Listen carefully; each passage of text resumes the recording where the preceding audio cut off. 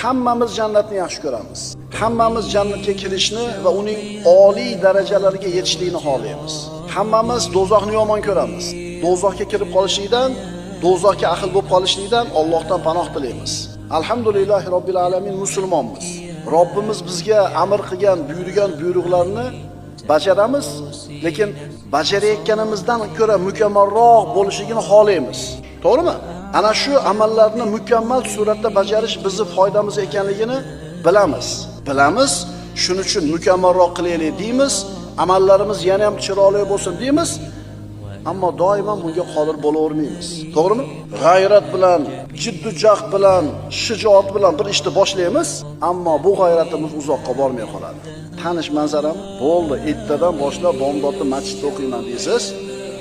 Bomdodda o'qiysiz, ertasi kuni o'qiysiz, keyin yaxshi bo'lib qolasiz.